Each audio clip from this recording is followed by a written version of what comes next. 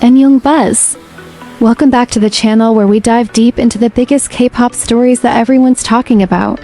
And today, we need to talk about Stray Kids because y'all, they didn't just perform, they made history. So picture this, over 60,000 fans screaming at the top of their lungs, filling Camping World Stadium in Orlando, Florida. That's not just some random venue, by the way. This is the stadium where global icons like Paul McCartney, the Rolling Stones, and Metallica performed. It's also the official venue for the 2025 FIFA Club World Cup. And guess what? Stray Kids just became the first K-pop act ever to perform there. Let me just pause for a second and say, wow. Like seriously, wow. As someone who's watched Stray Kids since their early days on Stray Kids Survival Show, seeing them go from performing on a basic Mnet stage to absolutely dominating an American stadium of that size, it's emotional. It's inspiring.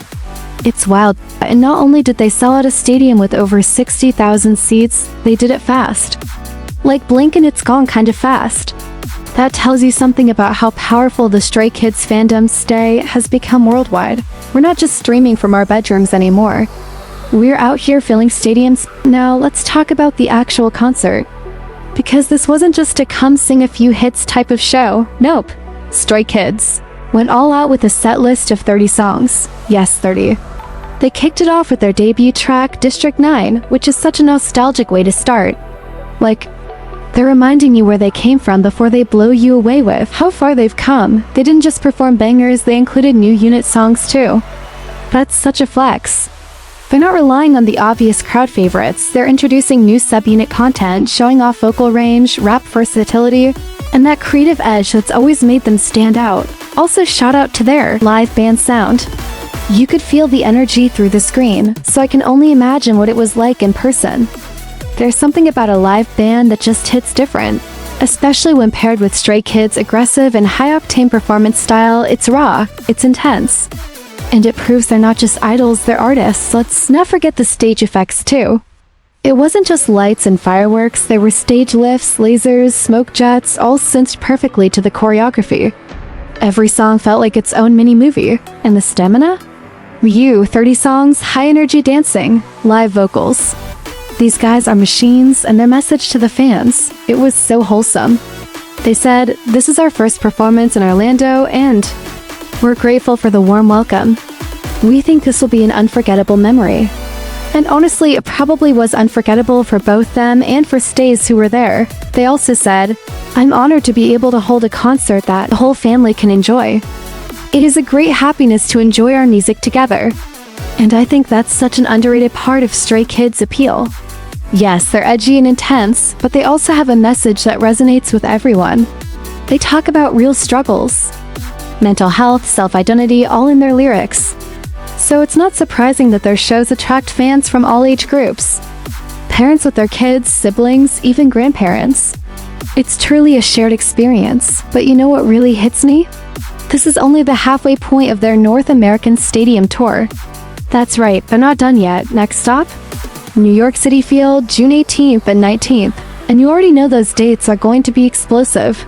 Alright, Buzz fam. Before we jump into what this means for the future of K-pop tours and where Stray Kids ranks in the global conversation now, I want to hear from you first. Did you attend the Orlando show? Or are you planning to catch them in New York? What was your favorite moment from the Dominate tour so far? And more importantly, how do you think this kind of stadium-level success will shape the next generation of K-pop acts? Let's talk about it. Drop your thoughts in the comments while I get into the rest of the impact this moment is having across the industry. Now, let's really get into what this means because Stray Kids selling out Camping World Stadium isn't just a win for them. It's a statement. A loud, undeniable message to the entire music industry. K-pop is not a niche. K-pop is global stadium-level mainstream. Think about it. Years ago, the idea of a K-pop act performing in massive stadiums across the US felt like a dream. Only BTS really cracked that ceiling at first.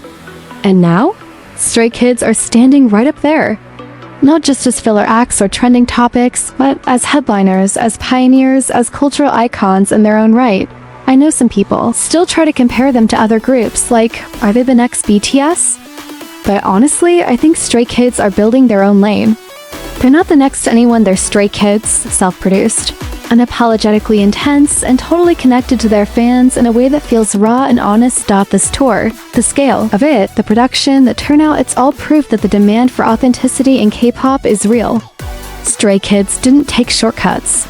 They didn't ride trends. They created a style that was sometimes too aggressive or too chaotic for the mainstream at first, but they stuck to it. And now, look where they are. It paid off. Let's talk about something else too, the emotional connection these guys have with Stays. Because you could see it on their faces in Orlando. This wasn't just another stop on a tour. This felt personal. Every moment, from the fan chants to the encore, had that layer of sincerity, and the fact that they acknowledged the diversity in the audience, that it was a show for the whole family. That was such a beautiful thing to hear. Because we always say K-pop is for everyone, but moments like these prove it. Okay, let's take a moment to speculate, because you know we love doing that here on In Young Buzz. With the tour halfway done, and the energy only building, do you think Stray Kids are going to drop a surprise during the NYC shows? A new song? A teaser? A collab announcement? They've been hinting at things here and there, and JYP loves to throw in plot twists when we least expect it. Personally, I wouldn't be shocked if we got a brand new stage or maybe even a US collab performance. Imagine them bringing out someone like Post Malone or Doja Cat for a surprise remix.